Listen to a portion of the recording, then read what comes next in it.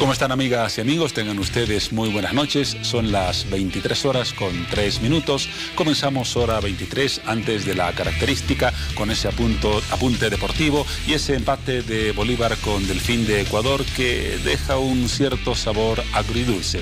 Bolívar comenzó ganando el partido, era el resultado ideal, por lo menos considerando los dos rivales del grupo que integra el conjunto celeste, nada menos que Nacional de Colombia y Colo-Colo de Chile.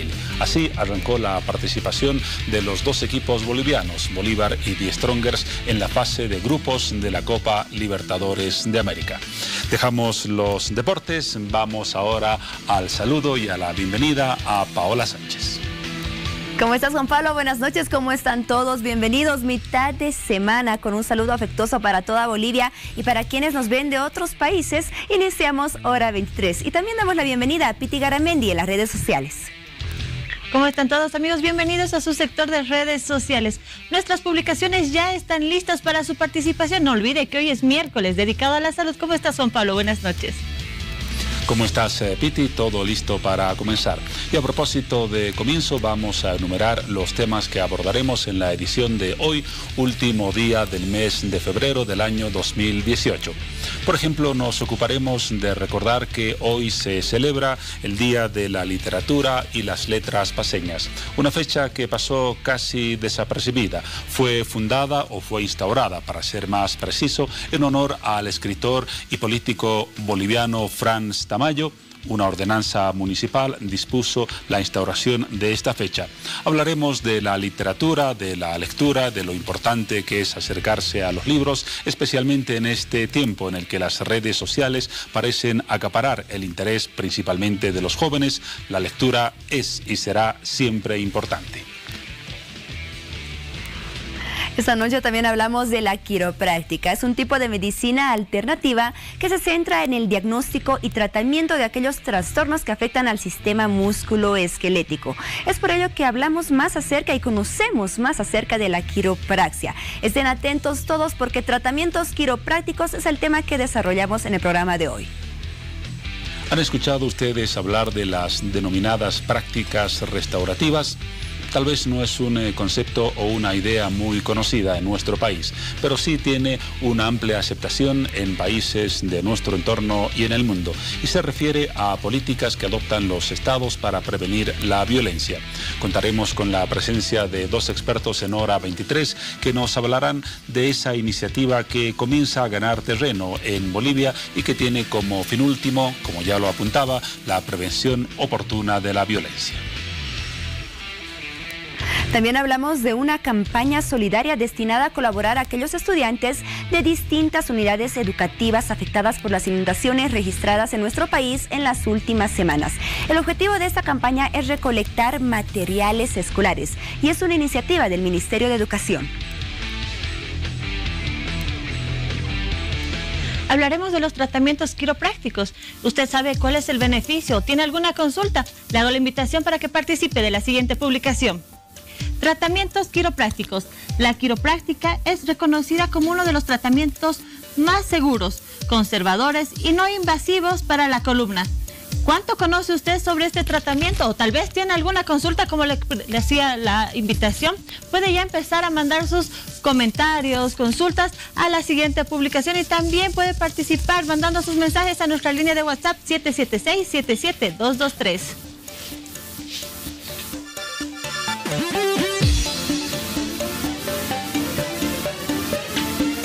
Bueno, damos inicio al programa y como todos los miércoles lo estamos dedicando a temas relacionados con el área de la salud. Hablamos de los tratamientos quiroprácticos. Conocemos más acerca de la quiropraxia. Esta se basa principalmente en la columna vertebral y ayuda a muchas personas a mejorar su estado de salud en general. Ya es una alternativa de la medicina considerada ya por muchos pacientes que visitan a los médicos quiroprácticos. Esta noche justamente nos visita uno de ellos en hora 23 y nos orientará más respecto a este tema. Es por ello que damos la bienvenida al doctor Dennis Meyer, médico quiropráctico. Doctor, bienvenido a hora 23. Muchas gracias, mucho gusto. Bueno, es importante conocer acerca de estos tipos de medicina alternativa que desde hace bastante tiempo ya están a disposición de muchos pacientes y además brindan importantes beneficios. Claro, por supuesto que sí. ¿En qué consiste la quiropráctica para iniciar? Ya. Para poder entender qué es la quiropraxia, es muy importante saber de que analizar la anatomía del sistema nervioso. Tenemos diferentes habilidades en el cuerpo humano, como la adaptación, como todos conocen. Ahora, la otra habilidad es la curación. La autocuración es en el cuerpo mismo. Si tenemos un sano sistema nervioso, tenemos un cuerpo sano, incluso eso. Que es acá, tenemos aquí una pequeña explicación. Muy bien, perfecto. Lo vamos a hacer más ilustrativo. Gracias por traer esos materiales que ayudan mucho a las personas a comprender más respecto al tema. Exacto, porque es muy difícil solamente hablarlo y otra cosa mostrarlo. Así es. Y de acá yo parto siempre con mis pacientes. De acá, del cerebro, es la parte principal del sistema central, ¿ya? Y parte y divide, distribuye por medio de la médula espinal, ¿no es cierto? De que está en el, no sé si pueden notar aquí al medio, esa cosa amarilla. Muy bien.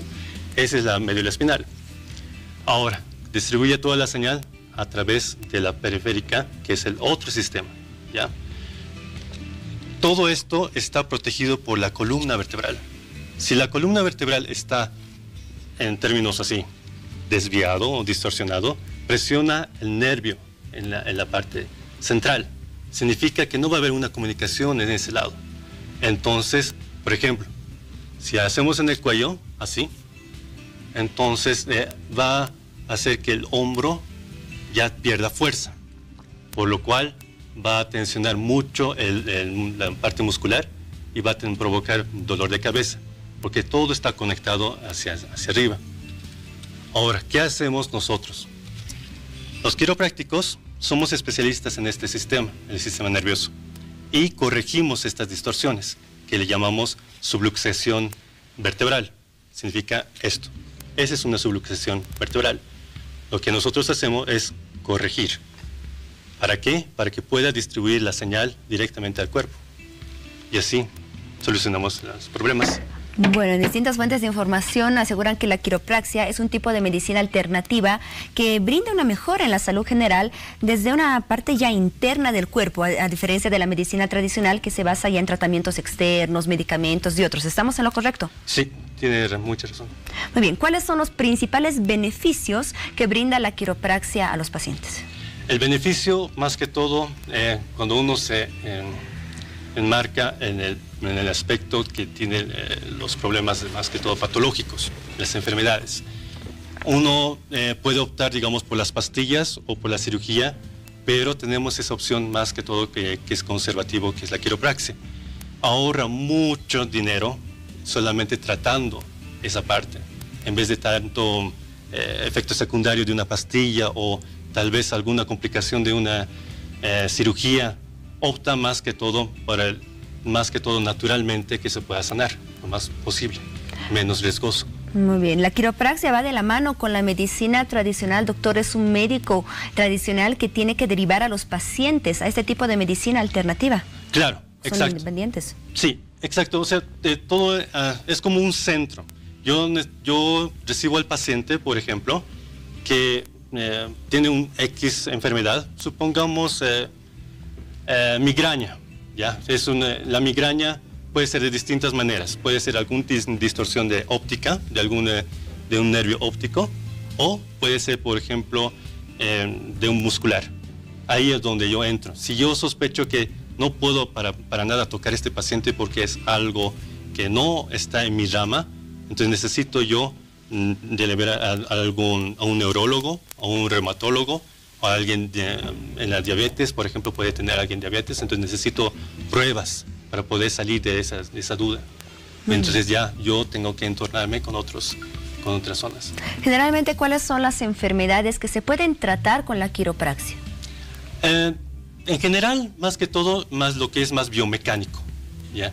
Significa, si alguien tiene una mala postura, o alguien que se haya golpeado, digamos, el cuerpo, se haya caído, algún accidente. No tanto las fracturas abiertas, porque eso no podemos tocar. No podemos tampoco tratar alguna infección o algún tumor o algún cáncer. No, esa parte no, pero se puede, en general sí se puede, porque es, como he dicho al principio, El sistema nervioso es el que hace la curación del cuerpo. Es como, por ejemplo, cuando uno se corta el brazo, así una cortadura, y el médico solamente pone ya una venda, ¿no es cierto? No es que la venda milagrosamente cura el brazo, sino que es el cuerpo mismo que lo cura. Lo que hace el médico es prevenir que haya una infección. O sea, que no entre, digamos, bacterias o todo eso. Entonces, antibiótica, todo eso previene.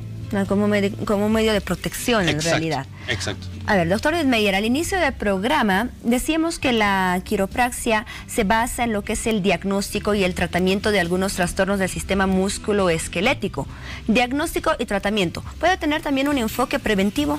Claro, claro que sí. Esa es de la manera que nosotros pensamos antes de que suceda algo. ¿Entiendes? Y es eso lo que muchos en Europa hacen. Es una medicina preventiva, más que todo. Ahora que de esa manera han podido desde temprana edad a los niños tener, digamos, un control para que no tengan, digamos, algún tipo de dolor o algún tipo de como escoliosis, como un ejemplo. La escoliosis es muy importante saber de que se desvía más o menos en la edad de los 11, 12 años, donde la pubertad exalta muchas hormonas. Entonces, si hay alguna desviación, provoca de que haya más desviación entonces. Por eso hay que prevenir esa parte, para que no tenga esa distorsión en la columna vertebral. Entonces, los niños también pueden recibir tratamientos quiroprácticos. Claro. ¿A quiénes más va dirigida la quiropraxia? O lo enfocamos de esta forma. ¿Quiénes no podrían recibir tratamientos quiroprácticos? Eso es difícil saber quiénes no, pero es casi la mayoría. Más que todo, en Europa es más que conocido como los atletas. Los atletas tienen ese beneficio máximo porque ahí pueden rendir más su capacidad atlética. Por eso, si ustedes están así enfocados en lo que es en las Olimpiadas, los europeos tienen una gran, o sea, los rusos, los suecos, tienen muy buena capacidad de cuerpo corporal, de tener esa amplitud de cuerpo. Muy bien, algunos datos de los cuales disponemos afirman que la quiropraxia, por ejemplo, no podría aplicarse en aquellos pacientes que tienen fracturas, por ejemplo, tumores óseos, en aquella parte donde seguramente se aplicaría este tipo de tratamiento. También en aquellos pacientes con artritis grave, infecciones de huesos o articulaciones y osteoporosis. ¿Estamos de acuerdo en ello? Sí, claro que osteoporosis se podría discutir. Infección, como dije antes, no puedo yo tratar. Es como el médico mismo tiene que tratar de que tiene que ver esa parte patofisiológico. Yo no puedo hacer esa parte. Tampoco tumores, yo no puedo sanar, yo no puedo curar cáncer, esa parte yo no puedo hacer. Pero osteoporosis se puede discutir, en el cual hay técnicas mucho más leves para poder manipular esa enfermedad. Bueno, no en la misma enfermedad, pero poder darle mejor rendimiento a la persona para que pueda no tener dolor. Porque la persona con osteoporosis no tiene que tener dolor, sino que puede que tenga tortícolis, pero hay que tener mucho cuidado en esa parte.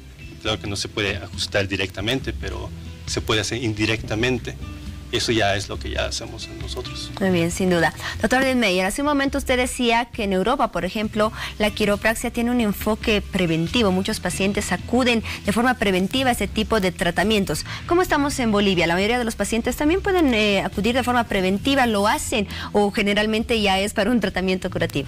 Bueno, en lo que he estado acá, en el consultorio donde yo estoy en la Avenida Arce, esquina Campos, ya he visto muchos pacientes de que ya ha despertado mucha curiosidad sobre la quiropraxia. Al principio era de que, oh no, tengo dolor de cuello, tengo dolor de espalda, y ya era directamente alguien que se solucionara muy rápido. Pero nunca en su vida han entendido de que pueden prevenir algo. Entonces me enviaban su familia, sus hijos, en el cual podían, digamos, solamente chequearles y decirles, esta parte necesito yo corregir para que no tenga algún tipo de escoliosis, algún tipo de esta enfermedad, porque yo puedo ver eso 3 pasos adelante y de eso explicarle más que todo esa parte. Bien, seguramente personas que nos están viendo en este momento en algún tiempo habrán acudido a un médico quiropráctico y otras no. Por ello nos vamos a enfocar justamente en orientar mucho respecto a ese tema y saber también cómo es una primera consulta, una primera cita con el médico quiropráctico. ¿En qué consiste? Ya, bueno, no puedo hablar por todos los quiroprácticos, pero puedo hablar de mí, lo que yo atiendo a mi paciente. Yo siempre hago un historial médico, siempre. Bueno, todos los quiroprácticos hacen esa parte, pero siempre hacemos la examinación neurológica, que es muy importante. Como he dicho, mi especialización es el sistema nervioso. A eso debo saber de que todo lo que eso esté sano. Si no está, hay algo, una distorsión, tengo que saber esa parte. Yo tengo que hablar tanto con el primer paciente que tengo que saber todo antes de hacer algo. Si yo sospecho de que este paciente tiene, posiblemente yo sospecho que tiene una hernia discal de grado alto, entonces digo, no, sabe, necesita más exámenes de radiografía y poder examinar mucho mejor. No puedo arriesgar al paciente en mis manos. Y eso cada quiropráctico que está calificado lo tiene en cuenta. Yo me divido en 3 fases. En la primera fase es el alivio al síntoma. Significa que la mayoría va a venir por un dolor, una dolencia en el cuerpo, cuello, por ejemplo. Entonces yo trato de aliviar todo lo que es en el cuello el síntoma, bajar toda esa parte y el paciente se siente mejor. La siguiente fase es aumentar la función del cuerpo, más que todo la función del cuello. ¿Qué significa? Que el movimiento que sea más óptimo, o sea, que ya se mueva esos grados que yo quiero. Ya tenemos, hay muchos estudios y muchas evidencias de que tiene que tener una persona un cierto grado de movimiento. No exactamente ese mismo grado, pero un grado determinado. Entonces estamos entre 45, 50, por ejemplo, digamos en rotación. En un estado neutral, bueno, estoy hablando bien más, pero y después ya viene el mantenimiento. Significa que por medio de ejercicios, rehabilitación, ya la persona pueda ya hacer eso en casa y yo tengo un control una vez al año en el cual si es que hay alguna cosa que haya sucedido durante el año ya pueda solucionarlo más rápido. Ya no necesita sesiones más tan frecuentes como al principio.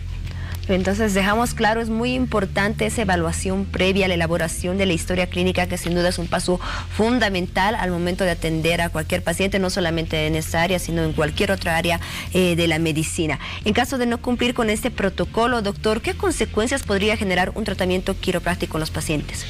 Algo perjudicial no vería mucho si es que es tratado por alguien que está calificado. Como he dicho, antes de poder manipular o antes de hacer algo, debe tener muy en cuenta esa parte de la historia médica. Es muy importante para nosotros eso. Si lo hace muy bien, no hay ningún perjuicio, no hay ningún riesgo.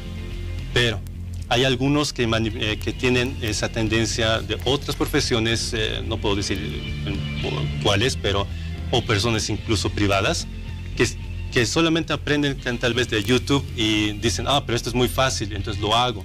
Y manipulan de una mala manera sin saber por qué. En las fiestas tal vez han visto de que tal vez uno hace así como encorvarse, ¿no es cierto? La manera que me han explicado, ¿no es cierto? Es muy común que lo hagan, pero ¿qué pasaría si yo ajusto toda la columna vertebral?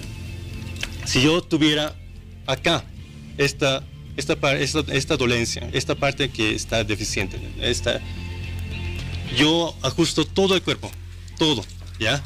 ¿Qué es lo que pasa? Esta parte también va a moverse como Estos van a aumentar de movimiento como estos. Entonces va a seguir la dolencia en esta parte. Esto va a seguir con esa deficiencia. El problema va a existir todavía más. Lo que va a hacer va a relajar el cuerpo, porque eso es lo que hace cuando uno ajusta. Libera hormonas, libera toda una fiesta de sustancias que pueda aliviar al cuerpo, incluso relajar al cuerpo. Es como un super masaje, pero el problema sigue existiendo ahí. Y para nosotros va a ser mucho más difícil ajustar esta parte en específico. Entonces hay técnicas que ya es más específico y se tiene que ajustar en la parte correcta. Por eso es muy importante que no lo hagan todos solamente aprendiendo. Por eso son muchos años de estudio en el que uno aprende no a hacer esto.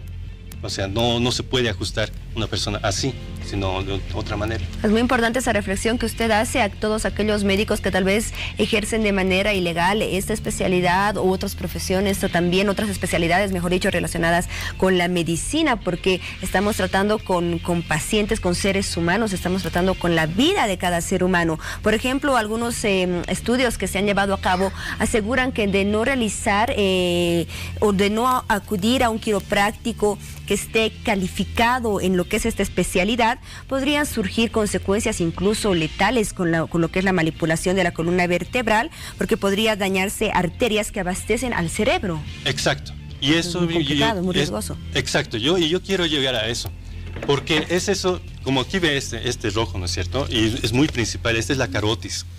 Esta carotis... A ver, enfocamos un momento para que podamos explicar. Ahí, perfecto, ahí lo tenemos perfecto. Ahí, esta es la arteria carotis, es la principal en la que ha habido mucha controversia en lo que es la quiropraxia y la manipulación, justamente acá, en la parte de la cervical. Y más que todo, y si ven acá, en esta parte superior, donde está la arteria basilaris, es una parte donde conecta directamente al cerebro. Si se corta esta parte, si se rompe esa parte, entonces ya no hay más oxígeno, porque es la sangre donde sube, ¿no es cierto? Y alimenta al cerebro con oxígeno. Si no hay oxígeno, se muere, ¿no es cierto? Claro, eso podría derivar en un accidente cerebrovascular o una muerte cerebral, peor aún. Exacto.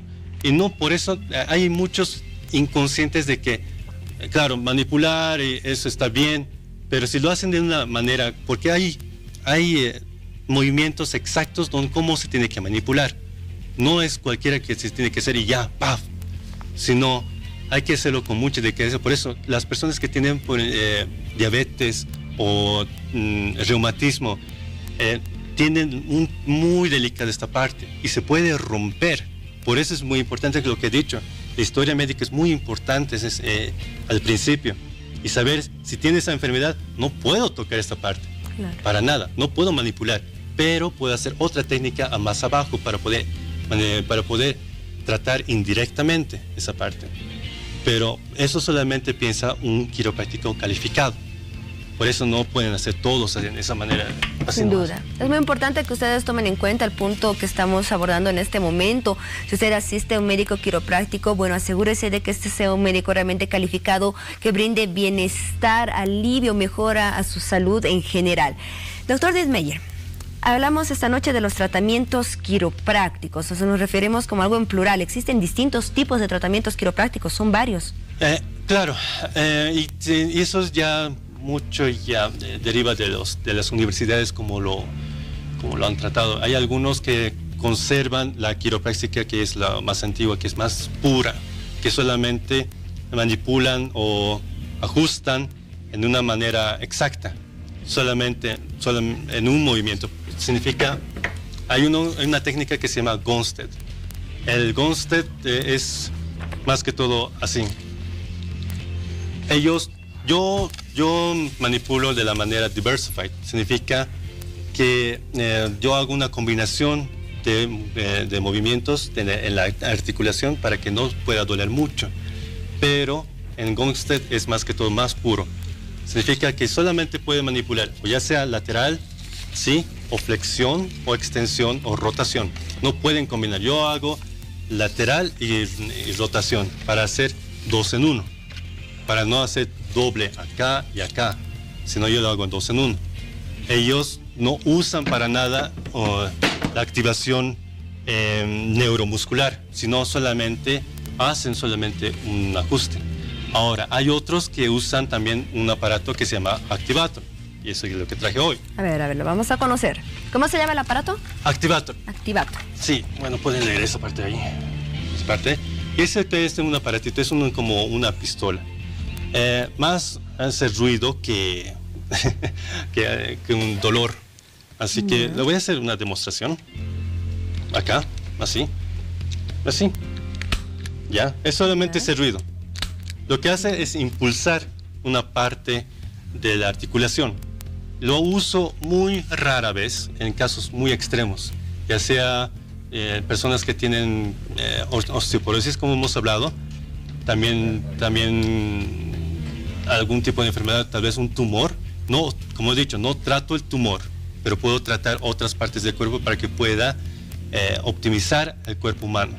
Entonces la persona que tiene tumor, dolor de espalda mucho tiempo, le puedo aliviar esa parte mediante, yo trato indirectamente de ese lado, ¿me entiende? Y de eso yo uso esta parte. Es no, más que todo hace ruido en mí, porque nada más. No, muy bien. Definitivamente estamos ilustrados con el tema. Creo que la gente está comprendiendo mucho desde sus casas acerca de lo que son los tratamientos quiroprácticos. Esperamos que sea así, porque ese es el objetivo del programa, como siempre. A ver, doctor Dittmeyer, hablamos de los tratamientos quiroprácticos esta noche. Queremos conocer más acerca de ellos, por supuesto, y es importante saber la frecuencia con la cual se debe recibir este tipo de tratamientos. ¿Cómo se determina con qué frecuencia los pacientes deben asistir para sus consultas, para los tratamientos que deben recibir? Ya, y esto es muy individual, ¿ya? Y esto depende de cada caso. Exacto, dependiendo de cada caso y la gravedad del caso. Como he dicho, historial médico es lo primero, y después y yo siempre le escribo un diagnóstico. Y el diagnóstico siempre tiene que estar escrito con un número al lado. Y es donde en internet se pueden buscar uno que se llama ICD-10, en el cual están todos los números y todos los diagnósticos de las enfermedades. Ahora, dependiendo de eso, por ejemplo, el más grave es la hernia discal de grado 2. Significa que... Qué bien que toca ese punto, porque justamente es una de nuestras preguntas de redes sociales. Si la hernia de disco puede ser tratada con los tratamientos quiroprácticos. Sí, es tratable. Es tratable, pero hay un punto, hay un límite. Necesito saber qué tan malo es la hernia discal. ¿Ya? Por eso tengo que hacer muchos exámenes y cerciorarme de que esa persona, por más de que tenga hernia discal, puedo tratarla. No puedo tratar en el mismo hernia. Jamás, no puedo tocar esa hernia. Como dije, esto es lo más frecuente y el más peligroso de las hernias discales, que estás en el L5S1, ¿ya? Esto que se llama caudequina en español y en todas partes del mundo. Significa que si esto afecta la parte de la cadera, podría perder la sensación de este lado, ¿ya? Incluso la parte de acá ya no podría sentir, entonces tendría que uno ir no sentiría si va al baño. Es una incontinencia y no siente para nada. No puede mover las piernas, es muy grave esta hernia. Muy complicado. Exacto, porque choca con un nervio tan complicado que es bien difícil de manipular. Lo que hacemos los quiroprácticos, si no es tan grave, es manipular este lado, de la parte de lado. Esta es la parte sacroiliaca, para poder darle chance a esta parte que repose y pueda curarse. Como he dicho al principio, tenemos varias habilidades en el cuerpo, y uno de esos es la curación, la autocuración. Lo que hacemos, no hacemos curar nosotros mismos con la mano esa parte, sino que damos chance al cuerpo que dé esa autocuración. Muy bien. ¿Sí? Bien, nos quedan unos últimos minutos para dedicarlos a las dudas que tienen las personas, nuestros seguidores, a través de las redes sociales. A ver, por ejemplo, hay una persona de 17 años que tiene escoliosis de 11 grados. Su pregunta es, ¿se puede solucionar? 11 grados, dependiendo. ¿Es estructural o fisiológica? Ah, bueno, ese dato no nos proporciona. Ya, le voy a dar un ejemplo. Tuve muchos casos aquí que me han diagnosticado como escoliosis estructural de los mismos traumatólogos. He visto de mucho, pero no saben diagnosticar qué es una escoliosis de verdad, o uno fisiológico, o uno juvenil fisiológico. Hay 3 tipos. Ahora, el estructural, por más de que yo haga algo, no va a poder moverse, porque es estructural, ya no puede hacerse nada, excepto una operación. ¿Ya? Lo que he dicho al principio, si es que está así y se puede prevenir esta parte, ya entonces se puede hacer que la escoliosis ya no avance. Eso sí. Pero en la estructural no se puede hacer eso, ya está definido. Ahora, fisiológico sí se puede hacer, se puede retornar esa parte. Ahora, dependiendo 11 grados, ¿dónde en la columna vertebral? Si está cerca de las costillas es súper difícil, porque la parte puede afectar el corazón, la forma de respirar, los pulmones, lo hace más chicos. Sí. Exacto. Y hay que tener mucho cuidado en esa parte. Pero en la parte lumbar es fácil, la parte cervical es fácil también, pero dependiendo de dónde. Perfecto, gracias por la aclaración, por la orientación. Doctor, tenemos más consultas que llegan a través de las redes sociales. Una de ellas nos habla de la lumbalgia ciática. ¿Esta puede ser tratada con la quiropraxia? Sí, eso sí. Le puedo decir, hay mucha evidencia. La evidencia es tan grande en el mundo, en Europa más que todo es el más considerado que lo que si hay algo lumbalgia o lumbago o a todo tipo es quiropráctico. ¿Por qué? Porque sabemos cómo ya tenemos un programa ya establecido por seguros, por leyes y todo eso, ya está muy avanzado. Ya se sabe cuántas sesiones va a ser, cuán largo va a ser el tratamiento y ya, eso ya está establecido. Y eso puede decir 25 a 30 sesiones, no significa que va a ser todo en un mes, significa que va a ser distribuido durante 3 meses, 6 meses. ¿Entiendes? Una lumbalgia ciática está relacionada con una lesión en el nervio ciático, porque nos llega otra pregunta que nos dice si las lesiones en el nervio ciático pueden ser solucionadas con los tratamientos quiroprácticos. Sí, se puede, pero dependiendo también del grado. Como le he dicho al principio, es muy importante saber de qué tan grave es el problema. Y el sistema nervioso tiene que estar lo más óptimo para poder solucionar ese lado. Generalmente, cuando se dice de la ciática, hay 2 tipos, ¿no es cierto? La verdadera es de la raíz parte, y hay una presión tan fuerte en ese lado de que no hay conexión hacia la pierna, y por eso llega hasta el pie. Mientras que el otro, que es más que todo por el piriformis, que el piriformis es de aquí a acá. Ahí viene el piriformis, es un músculo, y el nervio pasa o a través, encima o debajo. Hay algunos que nacen así, por encima, por debajo o por el medio. Lo cual que hace cuando uno se sienta demasiado, puede presionar bastante el nervio. Y el piriformis está muy tenso. Con lo cual da esa sensación de ciática, pero no es más que todo muscular. Entonces hay que diferenciar en esa parte qué tipo es. Muy bien, doctor. Bueno, agradecemos toda la orientación respecto al tema tratamientos quiroprácticos. Esperamos haber despejado todas las dudas de nuestros seguidores y, bueno, ayudar a que si ellos necesitan de ese tipo de tratamientos puedan acudir a los médicos quiroprácticos calificados, así como el doctor Dennis Dittmeyer, médico quiropráctico. Gracias por acompañarnos esta noche y hasta otra oportunidad. Gracias, mucho gusto. Muy bien, nos damos una pausa y ya volvemos con más de Hora 23. Espérenos.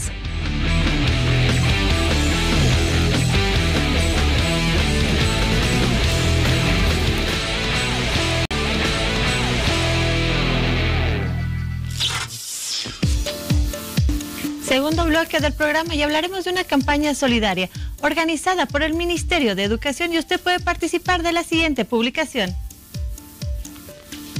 Campaña solidaria. El Ministerio de Educación realiza campaña solidaria en todo el país de recolección de material escolar para estudiantes de unidades educativas afectadas por las inundaciones. Bueno, esta es una campaña noble, es una campaña solidaria, una iniciativa del Ministerio de Educación de la cual ya se hizo el lanzamiento la pasada semana y hoy se activó. Desde hoy todos pueden colaborar y recolectar materiales escolares para así ayudar a tantos estudiantes de aquellas unidades educativas que han sido afectadas por las inundaciones registradas en distintos puntos de nuestro país. Entre los departamentos más afectados se encuentran Beni, Potosí, Cochabamba también. Y bueno, esta noche vamos a hablar acerca de cómo poder ser parte de esta campaña tan importante. Damos la bienvenida para ello al viceministro de Educación Regular, Valentín Roca. Viceministro, bienvenido a Hora 23. Qué gusto. Gracias por la invitación. Bueno, se está recolectando ya materiales escolares. A partir de hoy se inicia la activación de esta campaña y sin duda son muchos los materiales que necesitan aquellos estudiantes para poder continuar y llevar a cabo toda la programación escolar de este año. Bueno, estuvimos presentes en Palta, estuvimos en Tiquipaya, en Colcapirgua, en Vinto, estuvimos en Potosí también, viendo la realidad cruda que han vivido nuestros hermanos afectados por el tema de la inclemencia del tiempo, ¿no? Una pérdida total Hemos estado preocupados nosotros en un momento de que los estudiantes puedan volver a sus labores cotidianas en las escuelas, pero nos hemos encontrado con una realidad. Los estudiantes habían perdido todo, incluyendo aquellos bienes personales, bienes familiares, sin ninguna posibilidad de poder comprar nuevamente los materiales. No nos olvidemos de que el tema de las riadas, el tema de las inundaciones llegan después de una semana de haberse iniciado las labores educativas. Papá, mamá se preocupó durante el mes de enero, parte de la primera semana de febrero para hacer las compras de los materiales. Y la riada, el tema de la inundación, se llevó todo. Y no podíamos continuar en esta figura, ¿no? Ahí es donde nuestro ministro de Educación nos dice, bueno, hay que trabajar a partir de una campaña solidaria que nos permita recolectar materiales educativos para poder apoyar a nuestros estudiantes, tanto de inicial, primaria y secundaria. Y en esa dinámica, la semana pasada se lanza la convocatoria y empezamos a activar el día de hoy de manera simultánea con los 9 directores departamentales en Cobija, en Pando, en Cobija, en el Beni, en Trinidad, en Santa Cruz, en Potosí, en Tarija, en Cochabamba y en La Paz. Tenemos 2 puntos de recolección: la Dirección Departamental de Educación, ubicado en la avenida Illimani, y el otro punto que está en el Ministerio de Educación, ubicado en la avenida Arce. ¿No? Tuvimos esta mañana la satisfacción de recibir los primeros donativos de nuestros funcionarios del Ministerio de Educación, un buen lote, se organizaron por unidades. Posteriormente se sumó el cariño y el desprendimiento de nuestros hermanos paseños, aportando un lápiz, una caja de colores, marcadores, cuadernos, hojas de carpeta. Y con esto vamos a atender a las poblaciones que han quedado totalmente postergadas en el tema de poder recolectar materiales educativos y volver a las escuelas con lo más básico, ¿no?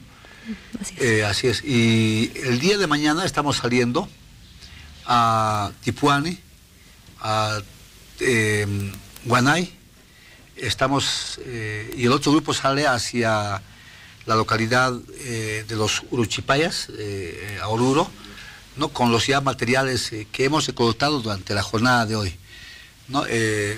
Consideramos de que durante esta semana y lo que tiene todavía que ver con el mes de marzo, vamos a seguir recolectando para poder apoyar a las 128 unidades educativas que se han reportado en el país, que han sido afectados con el tema de inundación, que han sido afectados con el tema de las riadas, ¿no? Y de las cuales 34 aún siguen paralizadas sus labores educativas. Estamos hablando de 26 unidades educativas ubicadas sobre la ribera del río Beni, en el distrito de Loreto.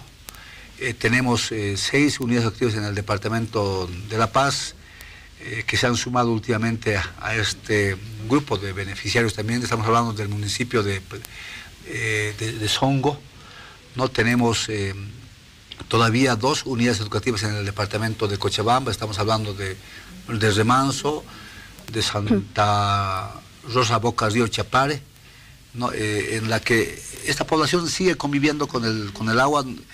El agua en tierras bajas es diferente, se llena, se inunda y eso tarda en escurrirse, en secarse, y estamos sujetos inclusive a que nuestros estudiantes están propensos a que puedan contraer algún tipo de enfermedad propias de esta época también, ¿no? Sin duda hemos visto todos esos efectos negativos, las consecuencias registradas en distintas regiones, distintos puntos del país. Han sido tiempos difíciles que han generado muchas víctimas y las unidades educativas se han visto afectadas también, y ello repercute por supuesto en lo que es la programación del calendario escolar y bueno, todos los estudiantes, ¿no? ¿Alrededor de cuántos estudiantes, viceministro, se tiene calculado que podríamos ayudar con esta campaña solidaria? Debemos de estar hablando de una cosa de unos más de 20.000 estudiantes, ¿no? cuantificando de las 128 unidades educativas que han sido afectados. 128 unidades educativas afectadas en todo el país. En todo el país. Usted mencionaba que 34 han tenido un retraso en el inicio de clases y ahora deben trabajar. Se mantienen todavía para realizar las labores educativas en 34 unidades educativas. 26 son del departamento del Beni. Ya. 6 del departamento de La Paz, que han ingresado últimamente, y 2 del departamento de Cochabamba. Y en el caso de estas unidades, ¿cómo están trabajando ahora para reprogramar lo que es el calendario escolar? Los directores departamentales están haciendo un ajuste al calendario regionalizado, en todo caso para atender específicamente las unidades educativas que han sido afectadas por temas de inundación y por temas de riada, ¿no? Y en esa dinámica muy pronto estaremos comunicando las determinaciones de nuestros departamentales para que las unidades educativas puedan ser también atendidas en el cumplimiento de la programación en la gestión actual.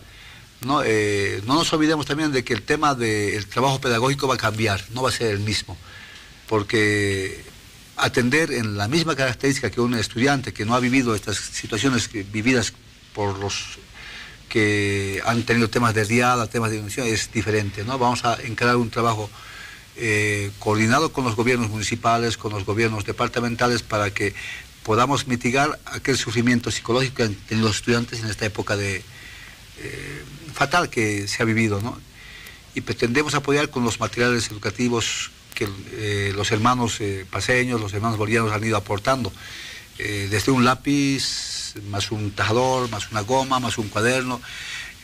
Mañana estamos saliendo, reitero, a acompañar con los materiales a los uruchipayas, a Teoponte, estamos yendo a Tipuani, ¿no? La semana pasada hemos estado, reiteraré también, en Tiquipaya, hemos estado en Vinto, hemos estado en Tupiza, entregando el material que habíamos sumado hace días atrás también, y hemos estado también en Palca, ¿no? Para atenderlas con estas demandas.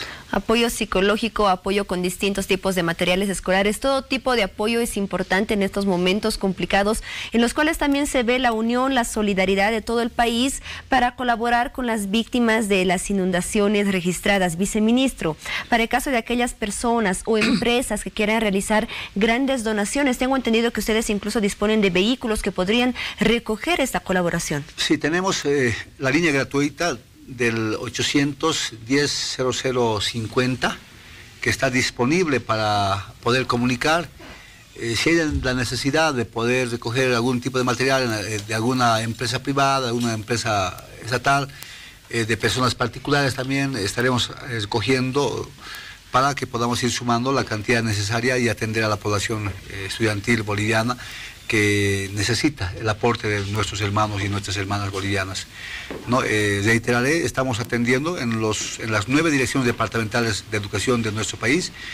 Asimismo, las direcciones departamentales han abierto también los puntos de recolección en las direcciones distritales de educación que corresponden a los municipios, ¿no? Y en la ciudad de La Paz tenemos 2 puntos de recolección, la avenida Arce, Ministro de Educación, la avenida Illimani, en la Dirección Departamental de Educación de La Paz, puntos en los que estamos recepcionando los materiales, desde un lápiz, desde un tajador, hasta libros de lectura, lo necesario para el trabajo educativo e impulsar a nuestros estudiantes que puedan continuar su formación. Muy bien, viceministro, hace un momento usted mencionaba que la campaña se extiende posiblemente hasta marzo, tal vez unas semanas más de marzo, ¿cierto? Y luego ya se procede a lo que es la entrega de esta colaboración. ¿Cómo está programada la entrega? ¿Cómo se va a entregar a esas 128 unidades educativas? Vamos a hacer una programación por departamentos, ¿no? Vamos a organizar los kits de materiales de manera equitativa, como la que hemos ido organizando para hacer la entrega anterior, ¿no? De manera tal de que el estudiante pueda tener su cuaderno, su lápiz, su marcador, pueda tener su carpetita con las hojas respectivas, hojas de color, papeles que le vayan a servir para hacer actividades manuales y otros. Hemos estado viendo el día de hoy materiales diversos que han ido entregando, y esos vamos a ir formando grupos de kit para que nuestros estudiantes puedan trabajar en esta etapa de impulso que le estamos dando a los estudiantes de inicial, de primaria y secundaria. Muy bien, viceministro, esa es una campaña solidaria que tiene como uno de los objetivos que los estudiantes repongan o complementen lo que perdieron por las inclemencias del tiempo y los desastres. Por ello, es importante que todos podamos unirnos y apoyar a las víctimas de lo que fue los efectos climáticos registrados en las últimas semanas. La invitación para que las personas, todos los bolivianos, puedan sumarse a esta campaña, y si es que existe alguna duda, tal vez alguna página, alguna línea de información que podríamos reiterar para que así puedan despejar cualquier consulta, cualquier duda que tengan. Hermanas y hermanos bolivianos, estamos convocándoles a ustedes para que se puedan sumar a esta gran cruzada de recolección de materiales. A ti, hermano empresario, a ti, hermana comerciante, a los estudiantes también, a papá y mamá que tienen por demás un cuadernito, un lápiz, pues comunicarnos en la línea gratuita 810-0050 para que nosotros podamos atender la llamada, independientemente si están en Santa Cruz, están en Cochabamba. Nosotros vamos a canalizar la llamada telefónica con los directores departamentales para que los mismos puedan estar recogiendo los materiales que ustedes nos van a hacer llegar como donativo. Muy bien, Querer es Poder, y esta es una campaña solidaria escolar de la cual todos podemos formar parte, aportando con un granito de arena, sea desde algo pequeño o tal vez colaboraciones grandes que ustedes puedan realizar. Todo es importante en este momento, y agradecemos la presencia esta noche del viceministro de Educación Regular, Valentín Roca. Viceministro, ha sido un gusto. Hasta otra oportunidad. Muchas gracias, un gusto. Muchas gracias. Muy bien, nos damos una pausa y ya volvemos con más de Hora 23. Espérenos.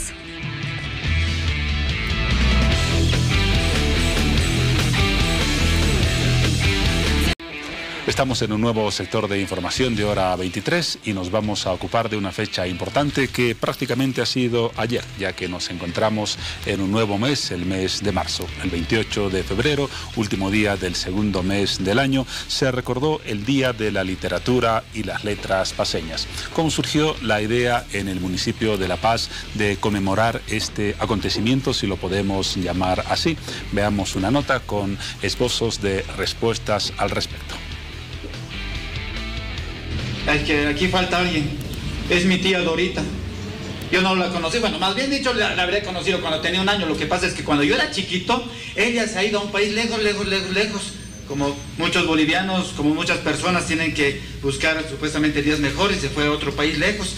Fue así que gracias a mi tía y a la autora de este libro, que es una autora paceña, que se llama Rosario Moyano, descubrí que esta vida no hay que verla solamente con los ojos que uno tiene en el rostro, sino sobre todo con los ojos que uno tiene en el corazón. Es de esta manera como se dio inicio a las actividades por el Día de la Literatura, con el objetivo principal de fomentar la lectura, sobre todo en la juventud. Buenos días, el día de hoy en La Paz estamos celebrando el Día de las Letras Paceñas. Es un día municipal que se debe en principio a que hoy se recuerda el natalicio de Franz Tamayo, nuestro gran pensador literato que tenemos, pero que además es un día especial para recuperar, reconocer, valorizar la producción literaria de mujeres y hombres que han aportado, ¿no?, a la cultura universal desde La Paz. La ordenanza municipal número 274/2016 declaró que cada 28 de febrero se festeje el Día de la Literatura y Letras Paceñas, el cual instruye que todas las instituciones educativas, públicas y privadas, y la ciudadanía en general deben conmemorar este día. Para este fin, este componente va a tener encuentros, festivales, va a haber el hecho de intervenciones al aire libre, ferias, exposiciones, procesos formativos, pero también muchos espacios de discusión y reflexión. Es así que con el motivo de fomentar la lectura hacia la ciudadanía, es que se conformó el Consejo Consultivo de Fomento a la Literatura. Este Consejo Consultivo, es de destacar, nace con 2 buenas estrellas. Una, el natalicio de don Franz Tamayo Solares, y otra, que nuestra querida La Paz es la capital iberoamericana de culturas.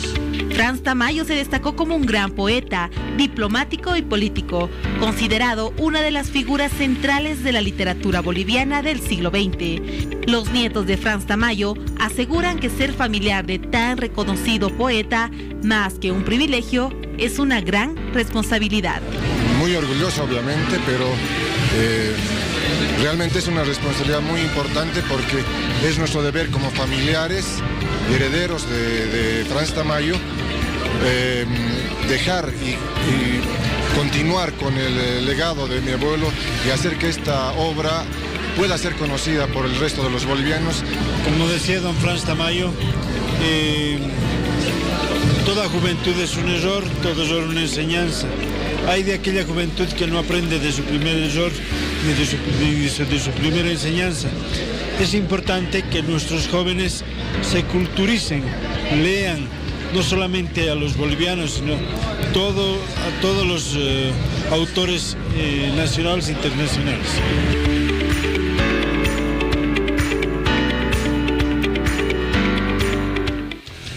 El Día de la Literatura y las Letras Paceñas, que va a tener un programa que no solamente se ha limitado a la jornada de ayer, sino abarca varias semanas en el mes de marzo y también en los siguientes meses. Pero a propósito de esa nota y de esa fecha, realmente en Bolivia tenemos un hábito por la lectura en márgenes aceptables. La respuesta parece ser lamentablemente negativa. Pero vamos a hablar con alguien que sí sabe de literatura, de este panorama. La literatura, los hábitos de lectura, si existen en el boliviano. Se trata de Juan Carlos Orihuela. Él es poeta, cantautor, profesor emérito de la carrera de literatura de la Universidad Mayor de San Andrés. Fue director titular de la carrera de literatura y del Instituto de Estudios Bolivianos. Ejerció la cátedra por más de 35 años. Tiene una maestría y también un doctorado en literatura hispanoamericana en la Universidad de Davis, en California, Estados Unidos. Juan Carlos, buenas noches y bienvenido a Hora 23. Buenas noches, Juan Pablo. Es un gusto estar aquí. Ante todo, agradezco la invitación y estoy a tus órdenes. Comenzaremos hablando, gracias por las palabras, de precisamente el hábito de la lectura. ¿Podemos medir en qué estado nos encontramos los bolivianos en relación a la práctica constante de la lectura? En principio hay que decir que Bolivia en el ranking latinoamericano ocupa uno de los últimos lugares en cuanto hace a hábitos de lectura. Es uno de los países en los que menos se lee. Esto se da desde los primeros años de la primaria, naturalmente, o incluso antes, cuando los padres tampoco tienen el hábito de la lectura y no lo inculcan, y después en las escuelas que el hábito de la cultura es fomentado en forma muy preliminar, muy elemental. Recién ahora, últimamente, niños de segundo, de tercero de primaria, recién empiezan a ponerse en contacto con obras literarias infantiles, escritas especialmente para niños. Pero eso no sucede en todos los colegios, en todos los centros educativos, solo en algunos. Y claro, tercero o cuarto de primaria, para que un niño empiece a adquirir seriamente un hábito de cultura, es pues ya incluso un poco tarde. Ya me temía que la respuesta fuera en la dirección que acaba de mencionar, porque ese es el estado en el que se encuentra nuestra sociedad. ¿Dónde se halla el germen de este déficit de falta de lectura? En la familia, me imagino que es la célula donde en principio debería cultivarse el hábito por la lectura. Sí, naturalmente en las familias, aunque ello no es fácil, ni es deber estricto de las familias hacerlo. Son algunas familias que por tener alguna relación, como los padres tengan alguna relación más directa con el hábito de la lectura, incentivan a sus niños antes de entrar al colegio a la lectura, a la afición por la lectura. Pero después en las escuelas también se vuelve a repetir el fenómeno, es decir, no se proporciona al niño adecuados libros de literatura infantil que empiecen ya a generar ideas, a desarrollar esas mentes a partir de lecturas del mundo, porque la literatura es una especie de distinta lectura del mundo, distinta de lectura de la realidad. Hay libros especializados, libros escritos para niños, en que justamente se destaca este elemento, que va a ser un elemento central a lo largo de cualquier otra literatura, el que esas literaturas los despierten imaginaciones que sean capaces de interpretar de otra forma el mundo al que estamos acostumbrados a vivir a diario. Al despertar esa visión y esa percepción en los niños, no solamente los estamos inclinando a que sigan cultivando el hábito de la lectura, sino a que tengan una perspectiva más abierta y un interés mayor por el conocimiento. ¿Esa debería ser la perspectiva o el interés de la lectura? Sí. Debería ser ese el interés de la lectura, no solamente para que se estén formando futuros literatos o futuros lectores profesionales en la lectura, sino porque la literatura enseña, y el arte, el aprecio del arte en general, lo que nos está enseñando es a leer el mundo de otra manera, a mirar el mundo, a interpretar el mundo una vez más, no solamente desde los puntos de vista comunes con que interpretamos el mundo día a día, sino a partir de otros elementos, otros trazos, otras palabras combinadas de diferente forma, otras formas de cortar la madera, otras formas de esculpir la piedra, otras formas de danzar. Todo ello nos está ampliando la visión de un mundo, y un niño debe aprender a mirar no con fines tan posteriores, sino con fines que le permitan indagar, leer, explicar el mundo que los rodea a partir de otros elementos. Y además otros beneficios también son vinculados por otros autores, por ejemplo, a una mejor capacidad para la escritura, para una escritura correcta, y a una mejor capacidad para la expresión oral. Vemos ejemplos en otros países donde se cultiva de mejor manera el hábito de la lectura, y ahí encontramos a niños y a jóvenes con una capacidad expresiva muy alta, casi con una distancia muy marcada en relación a nuestros niños y jóvenes. Claro. El que tú sepas expresarte bien, por ejemplo, ya es un plus. Expresarte bien, ¿no? Expresarte incluso frente a 2, 3 personas adecuadamente o mejor, o tener otra impresión de las cosas, generar una nueva visión de las cosas. Amplía tu universo, no solamente cultural, te amplía un universo interior personal, que va a redundar obviamente en el futuro de estos niños, ¿no? Y hay muchos autores, por ejemplo, que sostienen que el manejo de una buena ortografía no solamente depende de la memorización de las reglas, que prácticamente son infinitas, sino del hábito de la lectura, que ancla en la memoria de las personas el correcto uso del lenguaje. Definitivamente.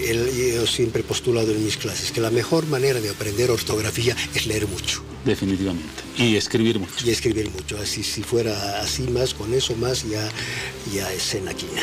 Si esos son los parámetros para cultivar en nuestros niños y en nuestros jóvenes, ¿cómo nos encontramos hoy en un mundo en el que se lee muy poco, en el que el principal aparato de lectura es una laptop, un teléfono celular, abandonando los libros, esa fragancia maravillosa que tienen las publicaciones? Los jóvenes están cada vez más alejados de la lectura y más cerca de ese mundo digital que no tiene parangón con las letras. Sí, definitivamente todos estos nuevos adelantos tecnológicos nos están alejando no solamente a niños, sino a adultos y demás, a las lecturas a través de estos adelantos tecnológicos, que nunca, jamás se van a comparar a la sensación misma que sentimos al abrir un libro físicamente, al olerlo físicamente, el que huela a imprenta, recién salidito,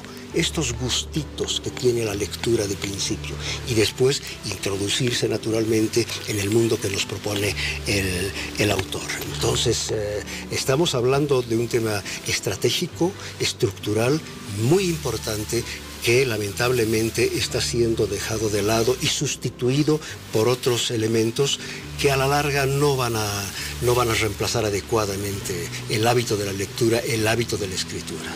Paradójicamente, el mundo digital parece llevarnos a una especie de mundo de analfabetismo cultural, aunque suene extraño.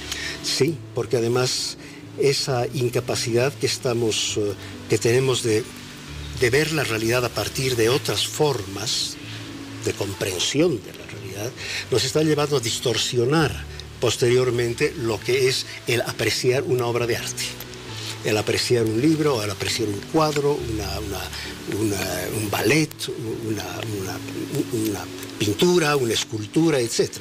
Hace poco está sonando muy fuertemente el tema de la muchacha orureña, Paco, que ha levantado enorme revuelo. El revuelo se limita simple y llanamente a que no se ha sabido leer una pintura digital, pero que no se la ha sabido leer. Entonces ha tratado de comparársela con la realidad, es decir, se la ha confrontado con la realidad vivida a diario, siendo así que todo lenguaje literario en general o artístico particularmente exige un tipo de lectura. Porque una obra acaba siendo una recreación de la realidad que debe ser decodificada a través de lenguajes particulares. Tú lo has dicho con mucha precisión. Es una recodificación, es una reconstrucción del universo cotidiano. Es decir, la realidad cotidiana se reinventa a partir de la literatura, del arte, de cualquier tipo de expresión de arte. Y si tú no sabes leer, interpretar desde el arte, no puedes interpretarlo desde la historia, desde las tradiciones, desde la vida común. Imposible. Hemos hablado de los niños. ¿Qué pasa con los jóvenes? Usted ha tenido una larga carrera universitaria, más de 35 años como profesor de la carrera de literatura. ¿Allí están mejor las cosas en cuanto a la pasión por la lectura, a la buena escritura y a la comprensión adecuada de lo que se lee? La carrera de literatura de la UNSA es la única carrera de literatura del país. Acogemos estudiantes que vienen de otros departamentos del país y de afuera también, y sin embargo tenemos enormes problemas con el tema del lenguaje, con el tema de la escritura, incluso en niveles, no voy a decir iniciales de la carrera, en tercero o cuarto nivel todavía persisten dificultades en cuanto al uso del idioma, en cuanto al uso de la escritura, que no debería admitirse, no debería imaginarse uno en un estudiante de tercero o cuarto año. Todavía persisten así esos problemas en estudiantes de cuarto año. Imagínese lo que pasa en carreras en las que no se fomenta o las que no tienen nada que ver con la lectura, con el fomento a la lectura, con la visión a la lectura, con el ser, nosotros salimos de la carrera, salimos como unos lectores profesionales, digamos más o menos, en carreras que no hacen eso.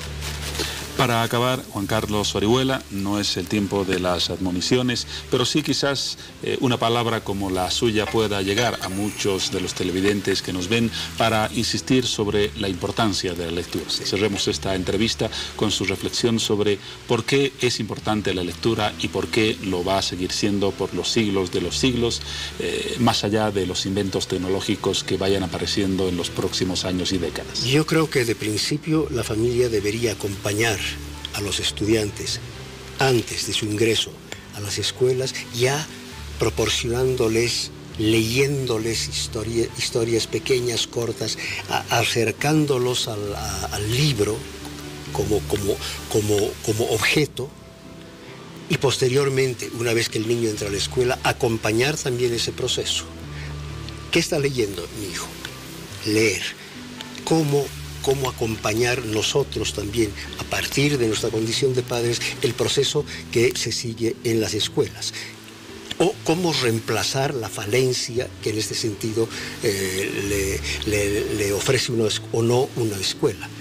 Y si no, reemplazarlo acercándolo al libro, fomentándole la lectura, porque de esa manera va a ampliar no solamente sus conocimientos en cuanto a su uso lingüístico, no solamente en cuanto a sus conocimientos de cultura, u ortográficos, sino que además el mundo se le va a ampliar.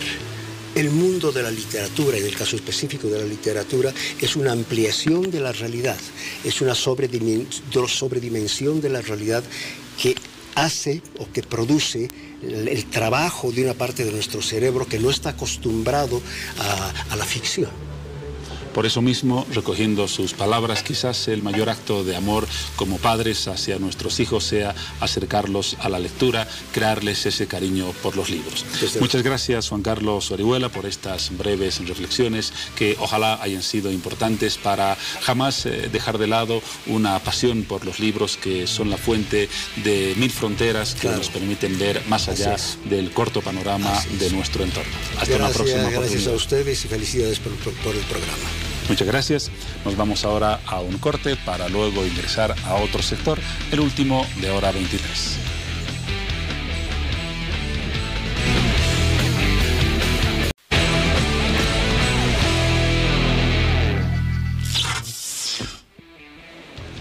Vamos a un nuevo sector de Hora 23 y, como lo anticipamos al principio de nuestro programa, nos vamos a ocupar de dos conceptos fundamentales en el panorama moderno de la justicia, que quizás no sean conocidos por ustedes, tal vez han escuchado mencionarlos en alguna oportunidad, pero es bueno compenetrarse con su contenido. Me refiero a los términos de prácticas y justicias reconstructivas. ¿Han escuchado hablar de ellos? Tal vez no. Esta es la oportunidad para conocer en profundidad lo que significan ambos términos.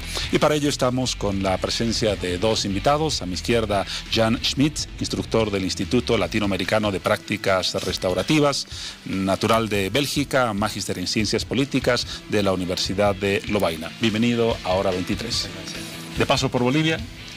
De paso por Bolivia unos 10 días. Para dictar unos cursos, entiendo. Unos cursos sobre y alguna conferencia y visitas y contacto con personas que trabajan ese tema. Bienvenido entonces también al país. Vamos a hablar enseguida de los conceptos que mencioné hace algunos instantes. Y nuestro segundo invitado, Roberto Simoncelli, responsable del programa de justicia juvenil restaurativa en Bolivia del proyecto Mundo. Bienvenido. Gracias de la invitación. Partiremos entonces, señor Schmidt, por esa diferenciación de los conceptos que he mencionado. ¿Qué es la práctica restaurativa y qué es la justicia restaurativa? Bueno, el origen de la práctica restaurativa es la justicia restaurativa. Justicia restaurativa es una otra forma de ver y hacer justicia. Y muchas veces es, para entenderlo de la mejor forma, es compararla con la justicia tradicional, que es un enfoque punitivo castigador. El enfoque restaurativo más bien enfoca sobre la reparación del daño y ve la justicia como un quebramiento de las relaciones en vez de un quebramiento de las leyes. Es una justicia que tiene una visión mucho más humana y que en vez de castigar, más bien tenemos, si hay un daño, más bien es reparar ese daño, ¿no? Restaurar las relaciones, ¿no? No es algo que tan fácil, pero bueno, es algo que da realmente resultado, y para lograr eso es lograr a tener encuentros, diálogos restaurativos donde las personas pueden hablar de lo que ha pasado, de quién ha sido afectado, de cómo ha sido afectado, qué pueden hacer para que las cosas queden bien, ¿no? El término restaurativo parece evocarnos al concepto de volver al origen de algo. Exacto, como reparar, restaurar. Reparar el daño y restaurar las relaciones, ¿no? Una justicia tradicional castigador, si tenemos un conflicto entre nosotros y que una tercera persona toma decisión, un juez, raramente tenemos una relación buena entre nosotros, ¿no? Lo restaurativo justamente busca que podamos dialogar, entendernos, empatizar y ver cómo yo puedo quizás reparar el daño que se le ha causado, ¿no? En estos términos, ¿cómo podemos hablar de una justicia restaurativa entre una víctima y un victimario? Exacto. Primero, el encuentro no es algo que obligamos, nunca podemos obligar, es algo que invitamos, es decir, existe esta forma de resolver los conflictos. Y yo, cuando facilito ese tipo de encuentro, lo que hago es preguntarle a cada persona individualmente, separadamente, cuál es su necesidad, cómo quisiera que la cosa quede, ¿no? Y que la persona pueda expresar sus necesidades y expectativas. Y en ese caso, muchas veces le digo, existe esa posibilidad y hacer un encuentro entre víctima y victimario. Pero para que ese encuentro tenga lugar, el victimario tiene que sí reconocer su responsabilidad de los hechos. Es un punto de partida inevitable. Definitivamente nunca puedo invitar a la persona si él no queda. Y eso, el hecho de reconocer, a veces parcialmente, buscando excusa, hace que la víctima estaría más dispuesto a actuar. Pero una víctima no va a presentarse si la persona no reconoce los hechos. Gracias por estos conceptos que nos han introducido a las dos ideas fundamentales de la justicia y de las prácticas restaurativas. Hablemos ahora con Roberto a propósito de estos conceptos. Usted que trabaja varios años en el país, ¿de qué forma se han logrado aplicar en la justicia boliviana? ¿O estamos todavía algo distantes de que formen parte del espíritu judicial del país? Yo pienso que aquí en Bolivia el Estado y la sociedad civil y la sociedad han tenido la valentía de crear un camino, un percorso alternativo respecto a lo que es la justicia retributiva mediante la creación del nuevo código Niña Adolescentes aprobado hace 2 o 3 años, en agosto del 2014.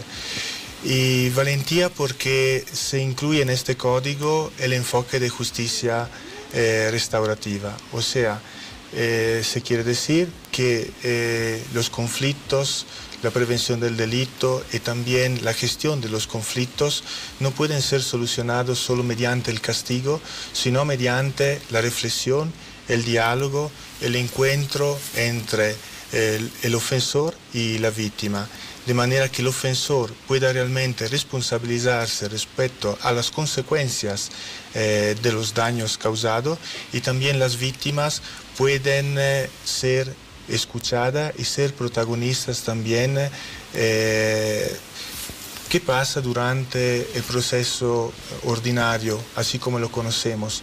Las víctimas están completamente aisladas, están como espectadores, como si el hecho delictivo no fuera y no dañara directamente a ella. Está allá, afuera, como espectadora.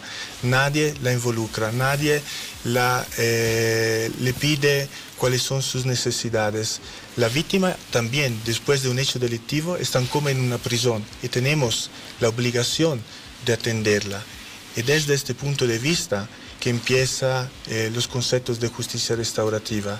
De manera sintética, podríamos decir entonces que la justicia restaurativa implica, por ejemplo, en el caso de las víctimas, que cuenten con un programa o un proceso de rehabilitación o de reinserción en la sociedad, dependiendo de los casos, y en la condición del victimario de que pueda tener una rehabilitación que le impida volver a delinquir. ¿Podría ser este un resumen? Sí, una rehabilitación, pero un poquito más allá, una responsabilización. Porque muchas veces en el sistema ordinario los ofensores van en las cárceles y no vienen responsabilizados y pasan el tiempo y se vuelven víctimas del sistema. Mientras que mediante los mecanismos de justicia restaurativa se logra responsabilizar, hacer consciente realmente a los ofensores de las reales consecuencias de sus hechos. Y eso no es una cosa automática, y eso apunta la justicia restaurativa. El encuentro entre víctima y ofensor mira eso. De un lado la responsabilización del ofensor y del otro que la víctima pueda ser escuchada y se pueda también satisfacer a sus necesidades. Señor Schmidt, por su experiencia en el contexto internacional y específicamente latinoamericano en la aplicación de este tipo de políticas, ¿han logrado reducir los índices de violencia allí donde se han convertido en políticas de Estado? Ya, lo que sí puedo decir es que un gran porcentaje que pasa a través de un proceso restaurativo, si hablamos de los ofensores, no vuelven a delinquir, ¿no? Comparando a los que pasan por un proceso tradicional, castigador, cárceles, la reincidencia es mucho más alta. Pero además, no solamente pensar en el ofensor, las víctimas que pasan por un proceso restaurativo, se siente, como lo acaba de decir Roberto, satisfecha porque varias de sus necesidades han sido atendidas, como por ejemplo de poder expresar cómo se ha sentido, que las personas, familiares u otros reconocen que lo que le pasó fue injusto e inmerecido. ser de una forma o la otra reparada. Y a veces lo que le puede quizás extrañar lo que digo, pero una de las mejores reparaciones para una víctima a veces es que el victimario reconoce, acepta su responsabilidad, pide perdón, muestra remordimiento y se compromete a no hacerlo, de una forma sincera. Eso funcionará. Más que una reparación económica. ¿Eso funcionará en todo tipo de delitos o en los de menor gravedad? Porque resultaría difícil, tal vez la gente se está pregunta me la hacen. En un delito muy grave poder sentar al agresor y al agredido y tratar de establecer una relación satisfactoria. Tiene razón, yo digo siempre, empezamos con la cosa más sencilla, más fácil, de menor gravedad, como usted lo comenta. Es cierto, comenzamos con eso y ganamos experiencia, ganamos resultado positivo y la persona poco a poco se abre, porque hay ese temor que las cosas de gravedad seria que no funcionan. Sin embargo, los estudios de criminología demuestran que más gravedad, mejor resultado. ¿Por qué? Todo el tema de empatía. Yo he asistido en encuentros sobre el tema de homicidio, que no es el día siguiente del homicidio, ni el año después. Hablamos de 4 o 5 años y eso no cambia la pena, que la persona está detenida con su sentencia en la cárcel. Que es un delito gravísimo. Por supuesto, pero pensamos en la víctima, que la víctima no duerme con eso, no está tranquila y que quizás si puede tener un encuentro y hacerle pregunta y ver que finalmente el victimario quizás lo puede humanizar, porque todos no son los demonios y los malditos que podemos pensar, y ese encuentro se humaniza la cosa y empieza por lo menos a poder expresar lo que ha sentido, quién ha sufrido, ver quién está enfrente y al final de todo ese proceso retomar el curso de su vida de una forma más liviana. Eso es lo que llamamos restauración también, ¿no? Hay estadísticas a nivel latinoamericano que no son uniformes en todos los países, pero estableciendo un promedio, algún estudio establece, por ejemplo, que de 100 infracciones cometidas por menores, más de 80 son leves y esas podrían evitarse en el caso de aplicarse políticas restaurativas como las que usted menciona. Qué bien que lo diga, porque ahí es la práctica restaurativa. Y la práctica restaurativa es no esperar que los jóvenes empiezan a delinquir. Podemos trabajar a nivel familiar, podemos trabajar dentro de las escuelas y dentro de las comunidades, ¿no? Y entonces todo es el trabajo que hace con Proyecto Mundo, con Ministerio de Justicia, con relaciones también con Ministerio de Educación, que se está intentando hacer cosas, es justamente trabajar dentro de las escuelas y a nivel familiar y comunitario para prevenir todo este tipo de problemas. ¿Y cómo es de prevenir? Dar voz a esos jóvenes, escucharlo, trabajar con ellos, analizar situación y no que les impongamos todo lo que normas, reglas, etcétera. En una escuela es totalmente diferente de imponer normas que queremos que los estudiantes se comportan de tal o tal forma, obediente. No es diferente que si al inicio del año escolar en círculo trabajamos y decir, construimos juntos nuestra norma. Yo soy el docente y doy la palabra a ellos y les propongo, etcétera. Por supuesto que si algo no me parece, en la propuesta le diré, te agradezco mucho por poner eso, pero eso no va a entrar. Pero no es suficiente decir que no va a entrar, lo tengo que decir por qué no va a entrar. Las personas necesitan realmente sentir que son considerados, que tiene voz, que su voz está escuchada y que la autoridad por lo menos le da una retroalimentación de por qué tomamos tal o tal decisión. Y a pesar que a veces no le puede gustar, pero va a sentir que ha sido tratado de forma justa. Y eso realmente logramos a que la persona sea más responsable, más colaboradores, más felices que estar siempre bajo la represión. Roberto, usted mencionaba como un paso adelante en el sentido del tipo de justicia que estamos buscando, la vigencia del Código Niño, Niña, Adolescente. ¿Esta política, por su experiencia en Bolivia, o esta norma, es suficiente o necesitamos crear nuevos instrumentos en nuestro país para apuntar a este tipo de justicia reconstructiva? esta norma es absolutamente progresista. Lo que se necesita es creer en la norma y creer en esta nueva visión y aplicar la norma. Allá donde se ha aplicado la norma se han reducido los índices de preventiva, que se han bajado desde el 80% hasta el 20%, por ejemplo, en el caso de Santa Cruz. Se están disminuyendo los índices de reincidencia, se está involucrando la comunidad para la integración de los ofensores. Los ofensores no se integran en ambiente aislado, se integran con la sociedad y con la comunidad. Entonces yo pienso realmente que Bolivia ha escogido un camino absolutamente interesante que puede inspirar también la reforma del sistema de justicia para adultos, y lo puede hacer demostrando resultados, así como lo está haciendo en el sector de adolescentes. Aunque en el caso de la violencia contra la mujer, por ejemplo, los índices en Bolivia son alarmantes y existe una tendencia creciente. Contrariamente a lo que pasa en otros campos, la violencia contra la mujer se incrementa año tras año de acuerdo a las estadísticas oficiales. ¿Qué está fallando para que tengamos ese panorama? En eso también quisiera decir una cosa bien puntual. Pensamos que el sistema penal no puede resolver todos los problemas que pertenecen más a la esfera de salud, a la esfera de, social, a la esfera de valores, a la esfera de relaciones familiares. Por ejemplo, la cuestión de la droga, la cuestión del abuso de sustancias psicoactivas, son problemas de salud.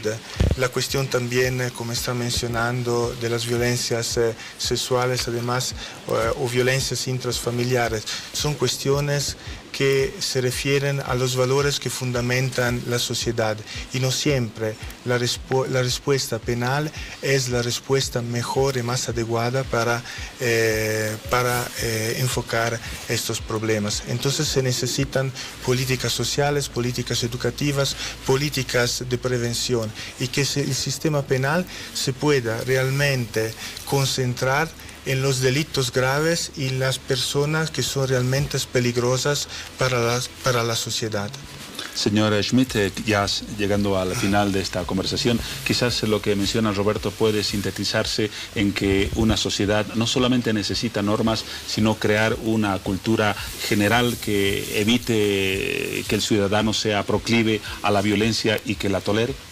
Totalmente. Creo que todo el tema es la educación desde la familia, desde la escuela hasta la universidad. Hablamos de lo restaurativo. Lamentablemente en Latinoamérica, incluso los estudios de abogacía, no se hablará nunca de lo restaurativo, sino que será una formación superior después, que es una pena finalmente, porque tendríamos que enfocar ya ese tema desde la formación inicial, y creo que tendríamos distinta tendencia, distintas prácticas finalmente, ¿no? Para finalizar, tengo entendido que usted está presente en el país para brindar conferencias y charlas sobre este tema. ¿Cuándo se realizan? Estoy seguro que se ha generado interés a propósito de los pocos minutos que hemos podido compartir en torno a este tema.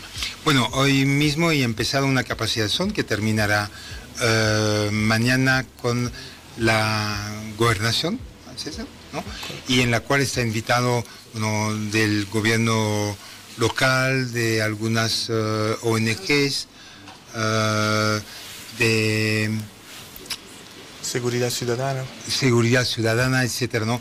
Y la verdad, una muy buena impresión de personas mostrando interés en el tema, interés en esa visión restaurativa, y la verdad que me da es la quinta vez que vengo aquí en Bolivia y siento realmente los avances. La cosa no digo que va súper rápida, pero es un proceso. Lo importante es que avanzamos. Muy bien, muchas gracias, señor Schmidt, por su presencia. Gracias a Roberto Simonelli por estar en Hora 23. Esperamos haber generado el interés por el tema sobre el cual hemos dialogado. Apenas hemos tocado puntos muy específicos de lo que es la práctica y la justicia restaurativa, pero estoy seguro que ha despertado en usted el interés por conocer más y más sobre el tema. La presencia del señor Schmidt en Bolivia es una oportunidad para lograr esas respuestas. Que sea hasta hasta una próxima oportunidad. Gracias una vez más por estar en Bolivisión. Me voy ahora con Piti Garamendi. Y así, Juan Pablo, llegamos al final del programa. 1 de marzo, que tengan un excelente mes lleno de bendiciones y muchas alegrías. Que tengan un buen descanso. Chao, Paola. Chao, Juan Pablo. Bueno, adiós, Piti. Antes de despedirnos, cumplimos con el servicio a la comunidad en hora 23. Ponga atención, por favor. La perrita que usted a continuación verá en pantalla se perdió este miércoles 28 de febrero por la noche a las 8:30, cuando sus dueños la sacaron a hacer sus necesidades. De un momento a otro desapareció. Vestía chompa azul y se perdió por la avenida Pasoscanqui. Es una chihuahua quien responde al nombre de Tita. Cualquier información, favor de comunicarse a los números. Tome atención, tome nota, 735-44730 o al 730-11821. Se dará gratificación. Sus dueños se encuentran muy afligidos. Bueno, de esta forma llegamos al final del programa. Familias bolivianas, que tengan un excelente descanso. Nos reencontramos de acá a unas horas con más de hora 23. Adiós, Juan Pablo. Hasta dentro de algunas horas, Paola, pero antes de mi despedida, en mi caso, les anuncio que hoy tendremos un programa especial en hora 23. En este avance establecemos un adelanto de algo de lo que tendremos allí. Historia. Sacrificio. Trabajo y esfuerzo. Reportaje especial. Vida y lucha. La historia detrás de un minero.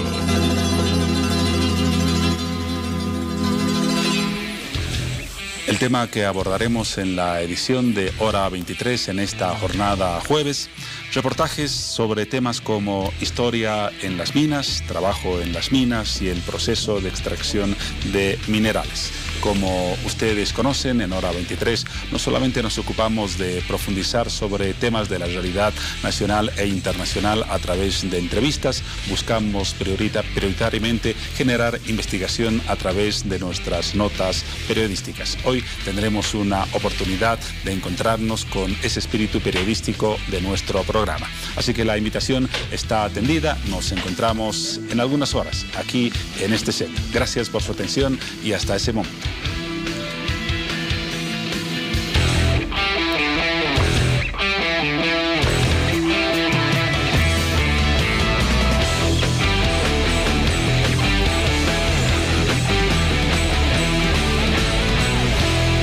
Hora 23.